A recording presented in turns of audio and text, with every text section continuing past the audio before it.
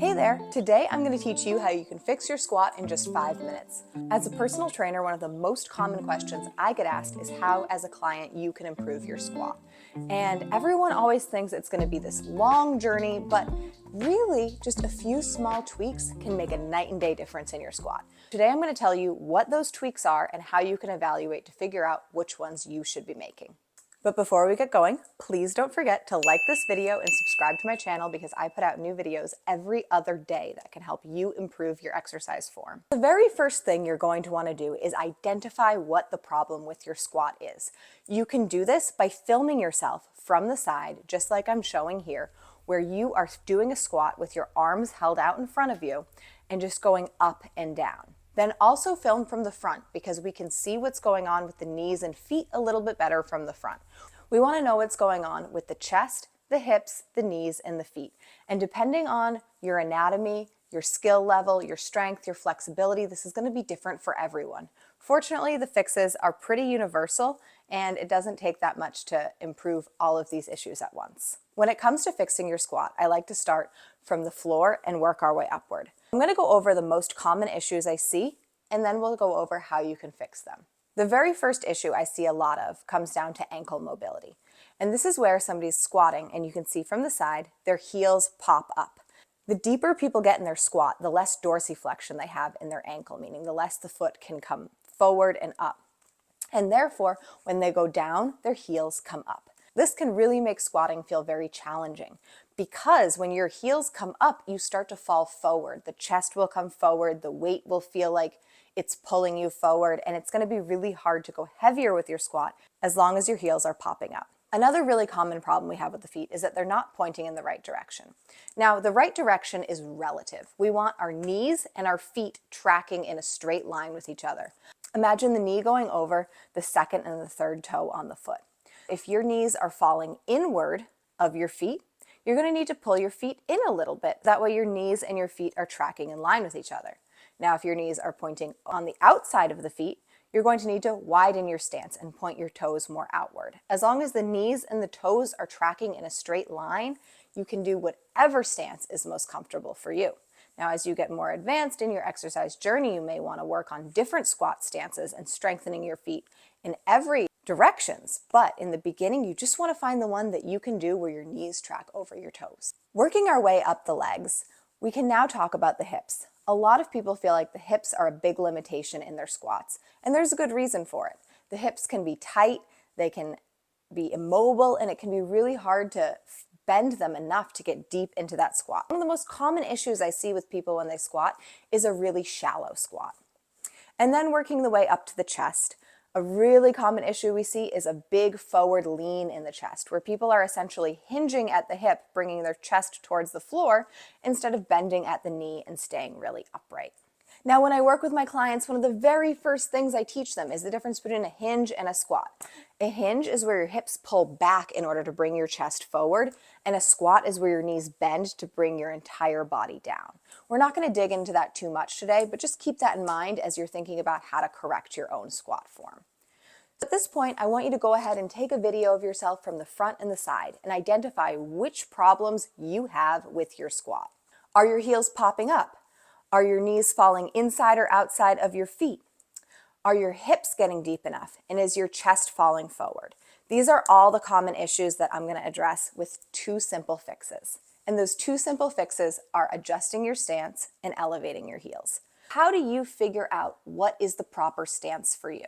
Now, this is going to be helpful if you feel like your knees are falling in or out of your feet and you're not getting deep enough in your squat. My favorite way to find that perfect squat stance for you is for you to hop. And wherever you land, that's probably going to be your most natural squat stance. It's a very athletic stance. I like to teach the squat from an athletic standpoint. Most of my clients are not trying to go for maximal lifts. They just want to be able to squat for 10 to 15 reps and feel like they can do it with good form. You're going to take that hop and notice where your feet land. It may be a little narrower than you might have naturally put them. And now I want you to put your arms out in front of you and from the side, take a squat in that stance. Did it improve? Do you feel like your knees are now tracking over your toes? This is a good starting place, but it may not have fixed it. If you still notice that your knees are falling inward or outward. I want you to adjust your feet accordingly. If your knees are falling in, direct your feet out a little bit. And if your knees are falling outside of the feet, direct your feet outward. You want to bring the feet to match the knees. And also take note, did you all of a sudden achieve a deeper squat? Did your hips get closer to being parallel with the knees when you made this adjustment? This stance adjustment is definitely going to help with the knees tracking over the toes, but you may still feel like you have a limited range of motion, and that's totally normal.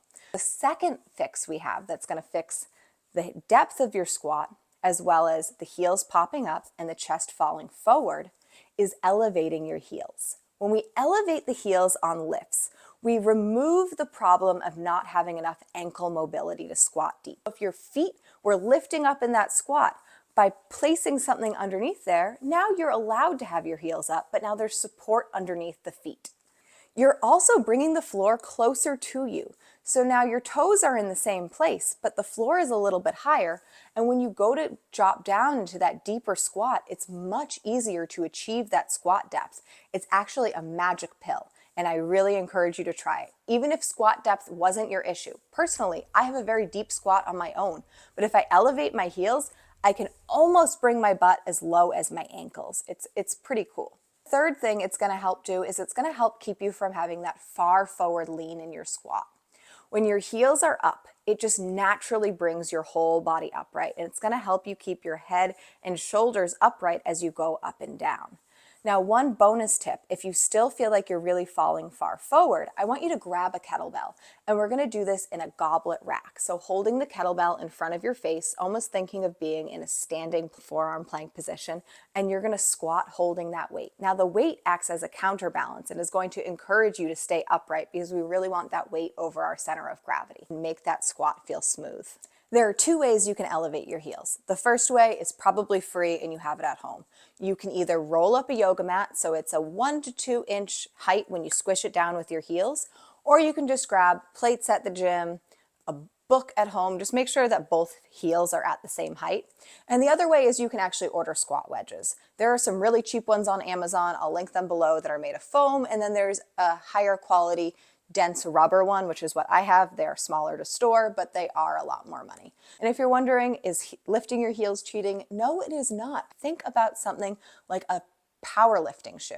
They have that small wedge built in. You are at an advantage if you have your heels up, and it's not an advantage in a way of cheating. It's giving you an advantage that way you have the most ergonomic squat. Because we don't want to work harder, we want to work smarter. I hope this was a helpful video and that you now have a few really tangible steps you can put towards improving your squat. If you want me to see what you did, make sure to go on Instagram, upload your video to your story, and tag me that you did my 5-minute squat fix. I know this video was a little more than 5 minutes, but when you implement it, it will take less than 5 minutes. I want you to work on that stance by taking a small hop, figuring out your athletic stance, and then making sure your knees are tracking over the toes. And then I want you to elevate your heels. And this is going to help you keep those heels down, get a better range of motion and a deeper squat, and keep your chest upright. Again, make sure to like and subscribe, and I'll see you in my next video.